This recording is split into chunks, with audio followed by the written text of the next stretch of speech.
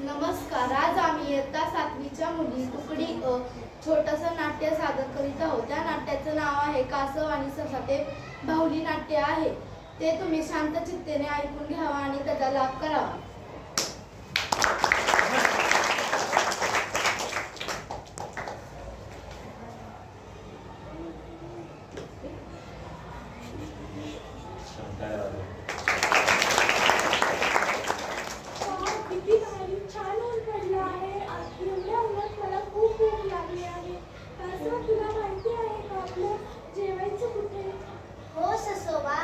माहित आहे आपल्याला खायला कुठे आहे ते बघ. ते तुला झाड दिसत आहे का? त्या झाडाच्या अलीकडे एक शेत आहे. त्या शेतामध्ये तुझा आवडता पदार्थ आहे, तो म्हणजे गाजर. चल मग आपण तिथे जाऊ. पण मला मी खूप हळूहळू चालतो. आपण कसे पोहोचणार? मी तर खूप फास्ट करतो. मी तर तुझ्या आधी पोहोचणार तिथे. असं नको बोलू ससोबा. मी जरी हळू चलत असेल तरी मी जिंकू शकतो. चल मग आपण शर्यत लावू. चल.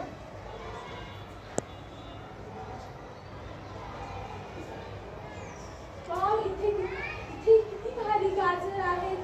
मी थोडे गाजर खातो. Crunch crunch crunch crunch crunch.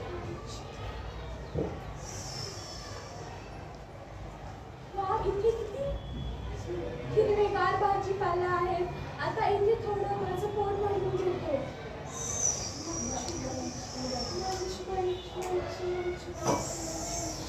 आता तर मला खूप झोप आली. थोडा इथे आराम करतो. कासव खूप मागे असेल. अरे बापरे, ससोबा खूप पुढे गेला असेल. आता मी हळूहळू जातो.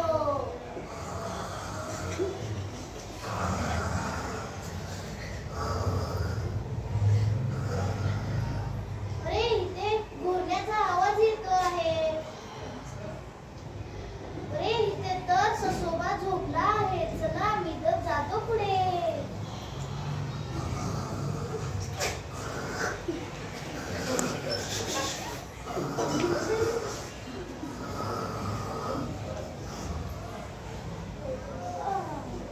अरे बापरे, मस्त झोप लागली.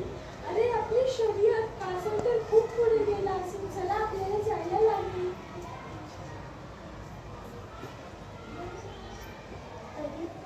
अरे बापरे, कासव तर जिंकला. ये, मी शर्यत जिंकलो.